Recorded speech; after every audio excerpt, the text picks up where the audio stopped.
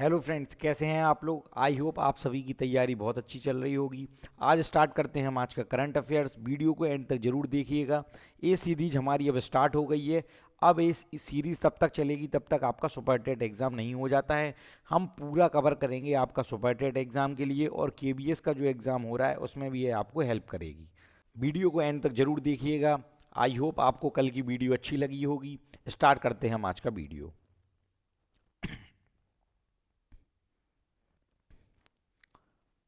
सबसे पहला क्वेश्चन है यहाँ पर, छत्तीसगढ़, राजस्थान और पंजाब के बाद किस राज्य ने हाल ही में सरकारी कर्मचारियों के लिए, जो आपके गवर्नमेंट एम्प्लॉयज़ होते हैं, के लिए पुरानी पेंशन योजना बहाल की है। OPS, old pension scheme.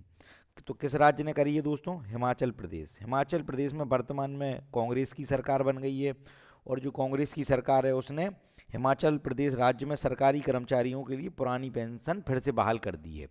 मैं आप लोगों के नॉलेज के लिए बता दूं कि वर्तमान में एनपीएस चल रहा है जो सरकारी कर्मचारी हैं, न्यू पेंशन स्कीम। इसमें क्या होता है, आपकी सैलरी का 10% काट दिया जाता है।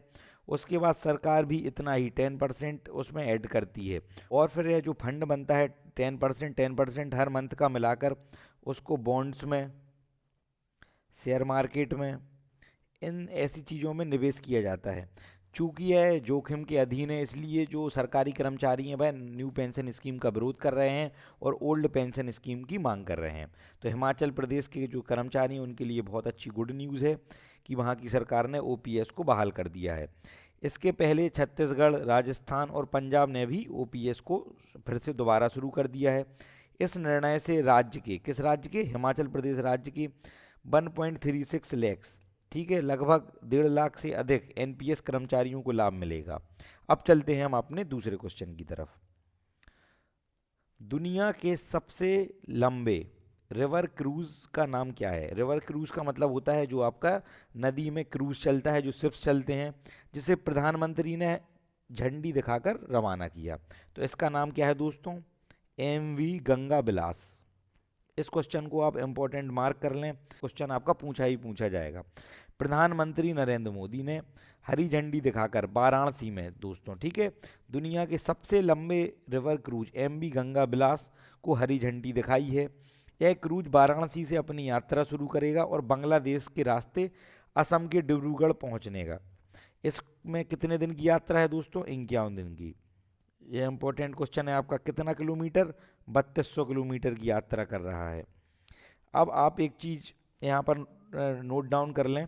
बांग्लादेश है, तो एक बांग्लादेश यहाँ पर फॉरेन जा रहा है, एक विदेश से होकर असम के डिब्रूगढ़ पहुँचेगा। तो इसका रूट क्या है? वाराणसी से बांग्लादेश होते हुए और असम। तो ये चीज़ें मार्क कर लें। कोई भी क्वेश्चन पूछा जा सकता है कि कितने किलोमीटर की यात्रा तय करेगा, तो आपका 3200 किलोमीटर। कितने दिन में करेगा? तो 51 दिन में। इसका नाम क्या है? एमवी गंगा बिलास।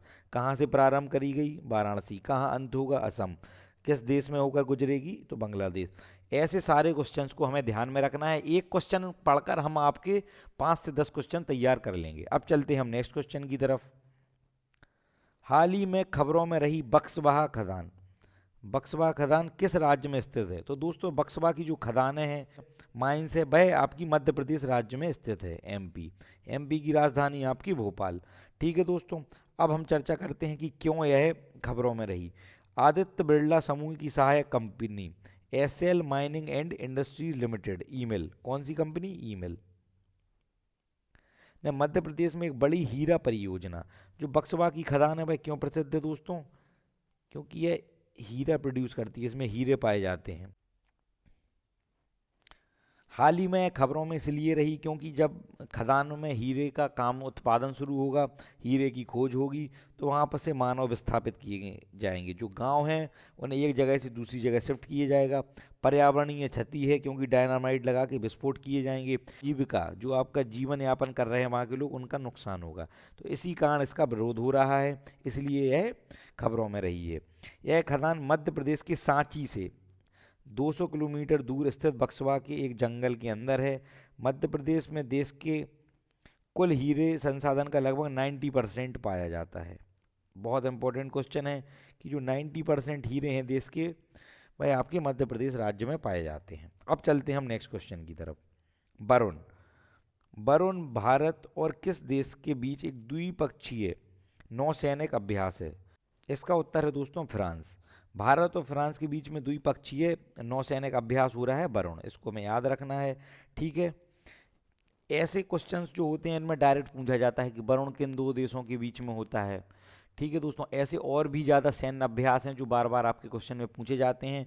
जब आपका एग्ज़ाम आएगा और हाल ही के दिनों में हम एक वीडियो बनाकर सारे सैन्य अभ्यास उसमें हम कवर कराएंगे, तो उससे क्या होगा कि आपको सारी चीज़ें एक ही जगह पर मिल जाएंगी। ठीक है फ्रेंड्स, अब चलते हैं हम नेक्स्ट क्वेश्चन की तरफ। कल था दोस्तों आपका 23 जनवरी। 23 जनवरी को क्या है? नेताजी सुभाष चंद्र बोस की जन्म जयंती। तो नेताजी ने स्वराज नाम से एक अखबार शुरू किया था। इनसे जो रिलेटेड जो इंपॉर्टेंट क्वेश्चन है जो एग्जाम में पूछे जा सकते हैं, स्वराज नाम का अखबार किसने शुरू किया था? तो नेताजी सुभाष चंद्र बोस ने, SC बोस। ठीक है, उन्होंने द इंडियन स्ट्रगल नामक एक पुस्तक भी लिखी थी। और इस पुस्तक में उन्होंने क्या शामिल किया था? 1920 से 1942 तक का जो भारतीय स्वतंत्रता आंदोलन था उसके जो फैक्ट्स हैं उन्हें शामिल किया था। जय हिंद जो नारा है वह किसने दिया था? नेताजी सुभाष चंद्र बोस ने। और इन्होंने एक नारा और दिया था कि दिल्ली चलो। ठीक है दोस्तों, और दिया था कि तुम मुझे खून दो मैं तुम्हें आज़ादी दूंगा। तो इम्पोर्टेंट चीज़ आपको नेताजी के बारे में याद रखनी है। अब चलते हैं हम नेक्स्ट क्वेश्चन की तरफ। प्रधानमंत्री नरेंद्र मोदी ने नेताजी सुभाष चंद्र बोस की जयंती पर, आज जो आपका कल का दिन था 23 जनवरी के उपलक्ष्य पर, अंडमान निकोबार द्वीप समूह के 21 द्वीपों को का नाम परमवीर चक्र विजेताओं के नाम पर करेंगे, ऐसी घोषणा कर दी है। हमारे जो सैनिक हैं उनने जो बलिदान किया है देश के लिए, हमारे लिए बहुत गर्व की बात है कि ऐसा उनके नाम पर हो रहा है। ऐसा करने से क्या होता है कि उनका नाम अमर हो जाता है, हम उनको याद रखते हैं। जो लोग अंडमान निकोबार जाएंगे तो उनका नाम लेंगे, तो ऐसे ही जो उनकी कुर्बानी है हम लोगों के दिलों में जिंदा रहेगी। गणतंत्र दिवस की फुल ड्रेस रिहर्सल नई दिल्ली में होगी। ऐसे फैक्ट्स आपके इसलिए पूछे जा सकते हैं कि कुछ क्वेश्चन आ जाते हैं कि ऐसी बैठक कहाँ पर हुई थी, गणतंत्र दिवस की जो रिहर्सल है वह कहाँ की गई थी। तो इन सब चीज़ों को हमें याद रखना है।